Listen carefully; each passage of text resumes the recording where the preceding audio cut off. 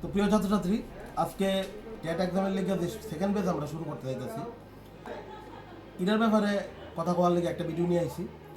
তো আমরা TET 1 TET 2 new batch, যেটা আমরা 10 এপ্রিল শুরু হবে কথা আছে, তোমরা অনেকে জানতে চাইছিলা, আমরা মেসেজও করছো, অনেকে মেসেজও হারাই লাইছি, আমার কাছে ফোন নাম্বারও নাই, আমরা তো যত মানে কালেক্ট করে রাখছি না, কারণ অনেকে তো ফোন করে, আমরা ফোন নাম্বারগুলো হারাই লাইছি।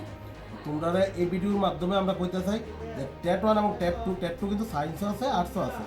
10 এপ্রিল 2026 মানে শুক্রবার, সামনের শুক্রবার আমরা 4টা থেকে প্রথম ক্লাস শুরু হইব টেট 1 এবং টেট 2।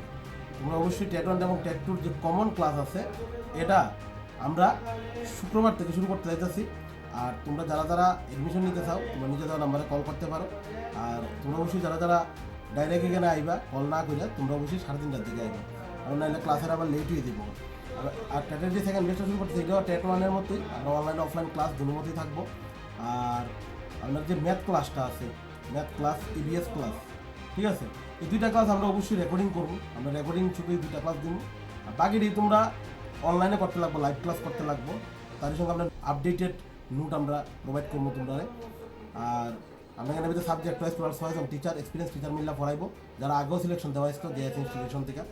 অনেকে কইসলা যে সেকেন্ড ব্যাচে তোমরা একদম প্রথম থেকে শুরু করবে, যারা প্রথম থেকে পড়তে চাও, দেখো তোমরা পরীক্ষা কালকে বইটিও কইতাছি না, হ্যাঁ, বা পরশু বইটাও কইতাছি না, তো এতটুকু তো শিওর যে টেট এক্সাম হইব, সামনে টেট এক্সাম হইব। আর তোমরা জানো যে 2025-26 সেশনের পরে তারপর আর টেট এক্সাম হয়েছেই না।